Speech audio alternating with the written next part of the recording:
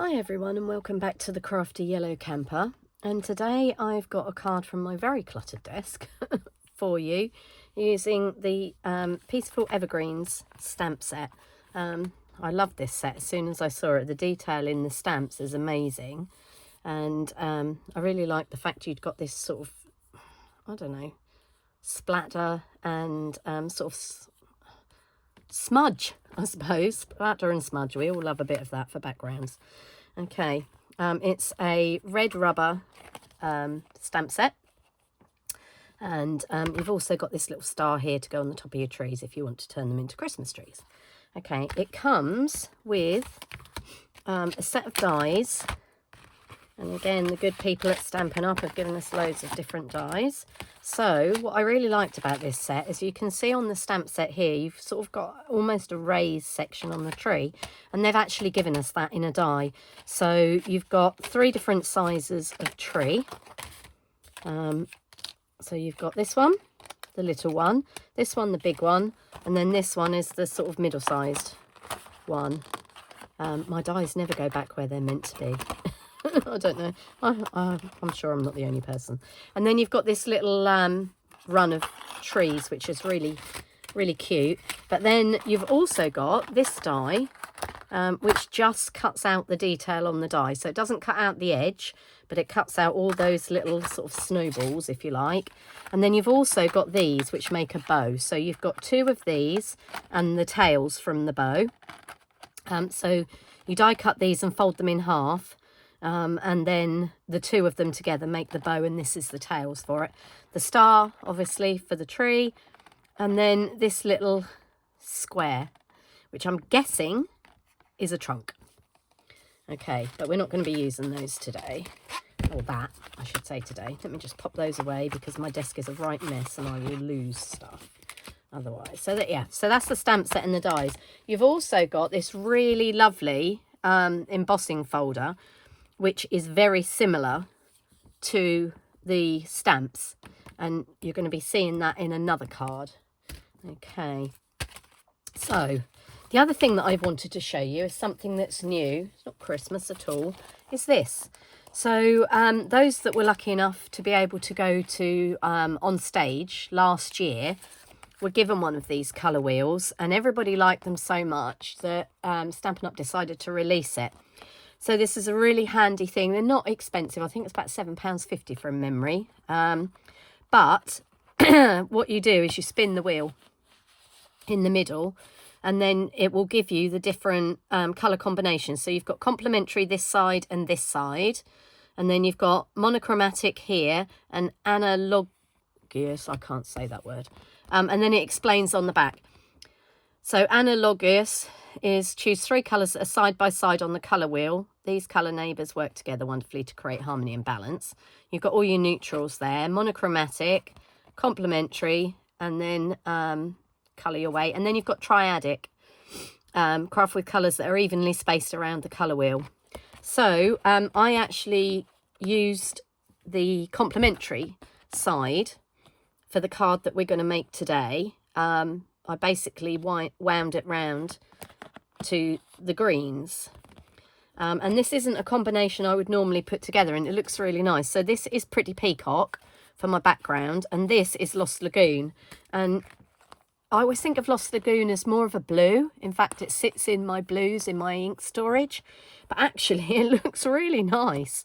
I mean, if you went a little bit further, you could have Pretty Peacock, Lost Lagoon and Coastal Cabana. Anyway, I just wanted to show you that. It's a really handy tool. If you are very confident in putting your colours together, then fine. But if you find sometimes, like me, I mean, I've been a demonstrator for getting on for 12 years now. And sometimes I just think, what am I going to put with that one? And it just sort of pushes you out of your comfort zone, because I do have my favourite combinations of colours. So if you're not sure, give it a look. If you're new, starting out with card making, it's really good to give you ideas to put complementary colours together. Yeah, anyway, I just wanted to show you that because I got quite excited about the fact that it had been released. Anyway, back to the card. So this is the card we're going to make today. And I've used, as I said before, this is Pretty Peacock. Isn't a green that I would normally use for a Christmas card, but actually I think it works quite well.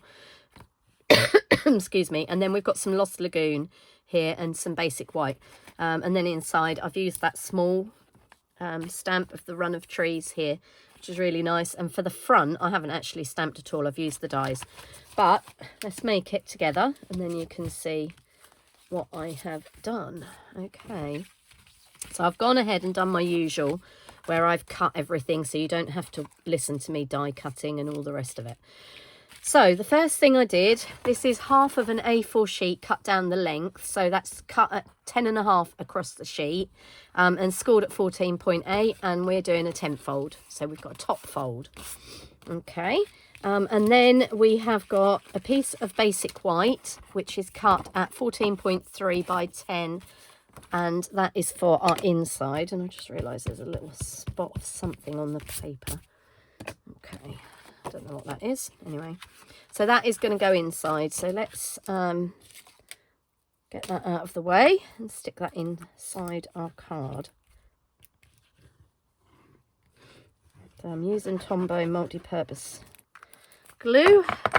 Obviously you can use whatever your glue of choice is. I just find I like Tombow because it gives you a little bit of wiggle room for getting things straight and lined up. Okay. Get that where we want it, we'll press that down. Okay, so then what I've done is I have a piece here of Lost Lagoon. I'm going to refer to my measurements because I don't want to tell you the wrong measurements and my brain is very fluffy today. I have a piece of Lost Lagoon and this is cut at 6 centimetres by 13. So 6 across, 13 down. And then the piece of white that I've used, that's what I like to call it the snowball die. That is a piece of basic white cut at 5 by 12 centimetres, and then they layer up. So what you need to do if you're going to use this die, you need to allow a little bit of an edge around it to enable you to glue it down. And as I said before, obviously it doesn't cut the rectangular shape, it just cuts out the snowbally things. And I'm just putting some glue in between where the snowballs are. I mean, you could use sticker sheet on this, which would obviously make it easier, but I found at that size it was okay to get some glue around the edge. There we go. So that's that piece, and then that is going to be stuck onto our card front. But before we do that, what I've done is I've used one of the stamps out of the stamp set. I've used this one here, which is sort of like the like a smudge, if you like. So let me just grab a block. These blocks are the ones that come in the sets, and they're really good in the kits, I should say. If it's a stamping kit, you always get a block. I have noticed they've got a little bit narrower over. Oh, those two are the same. But I noticed some of mine are a little bit narrower, but they're really handy blocks. Once you've done your kit, obviously, you've got those to keep. So what I've done is I've stamped in Versamark, and I don't know if you can see on here, just to give us a little bit of a background. Hopefully you can see that. Once the Versamark dries, it gives a sort of watermark effect. Please excuse the state of my Versamark ink pad.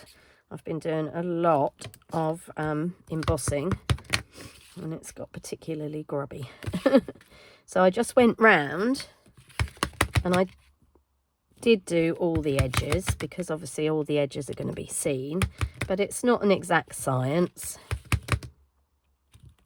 So I just went round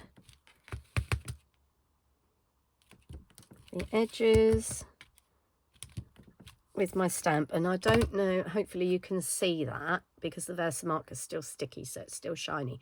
That will dry. I mean, you could speed up the drying with your heat gun, but you know, that will dry overnight. So okay, so that's that stamp. And then I mounted this piece. So again, we're going in with glue. One thing you need to consider when you are making Christmas cards, or any cards for that matter, is how you are going to get them delivered.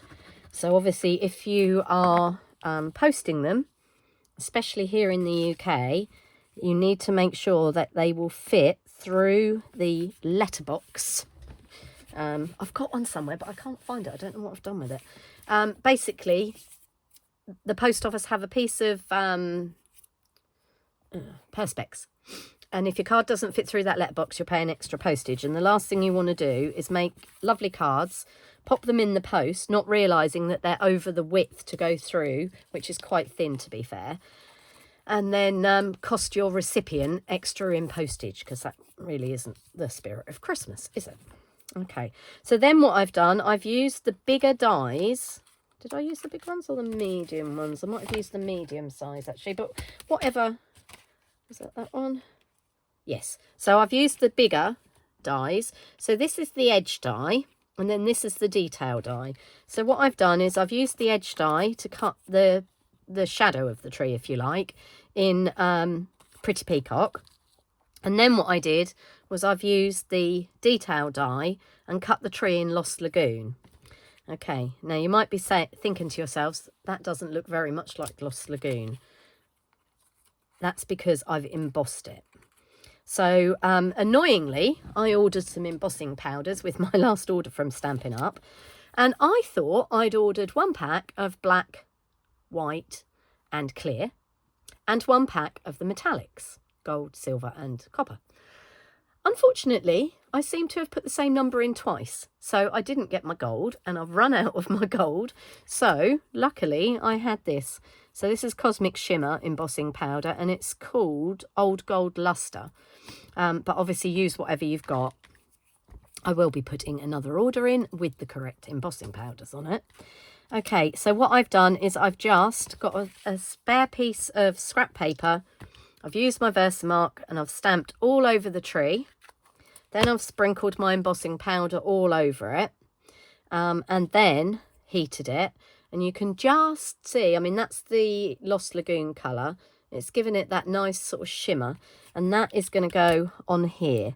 Now, if my brain hadn't been so woolly with this sinus infection I've got, I would have die cut this with sticker sheet on the back, which would have made my life so much easier. But as I said before, my brain is not really working properly today, or yesterday when I made this card. So I am going to use a little bit of Tombow. We don't need masses, just where the bits are wider. And you only do want a tiny little dot because we don't want it to squidge out. And then I'm going to layer that up onto my outline tree. Okay, now I'm going to turn that over onto my mat and give it a good press with the heel of my hand. There we go. Right, so that's that. And that is actually going to have some pads on the back. So most of my cards are actually given by hand. I do have some that need to go in the post. We also have something called the Scouts Post here in Suffolk. And basically it's 35p a card, which is a heck of a lot cheaper than Royal Mail. But they deliver locally.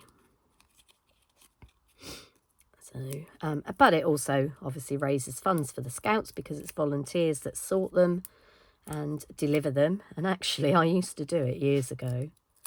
I used to take the children with me. And we'd go, you know, when my children were a little bit older, they thought it was great fun going around delivering everyone's Christmas cards. Okay, so that is going to go on our snowy background there. And then what I've done, I've used the dies from Peaceful Season, and I've just cut the word Christmas. And again, if my brain had been functioning in a normal manner, I would have done that with adhesive sheet on the back, which would make my life, again, so much easier. And that's going to go along there. So because I didn't cut it with adhesive sheet, I'm having to put a little bit of glue on. Now, there are various methods that people use to glue something small like this. Some people put glue on a silicone mat and then just sort of pull the thing through it. Some people put glue on their hand here and then sort of wipe it across.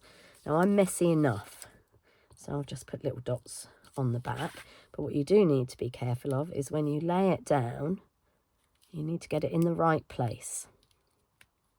and unfortunately you do get a little bit of squidgy. So I will leave that. You can just see the glue squidged out. So adhesive sheet is definitely your friend for something like that. I'll leave that to dry, and then I'll bring in my good old trusty glue rubber, which looks disgusting but still works. And then I'll take the excess glue off there. Okay, so there's our 2 cards. I hope you like them. Again, quite good cards for mass production, because you can cut all your elements. You could cut all your shadow tree shaped backgrounds, and then with the sticker sheet on, I would highly recommend, you can cut your detailed parts and your Christmas sentiment. Okay, that's it from me for today, and I hope you give it a go, and yeah, have fun stamping for Christmas. See you all again soon. Bye.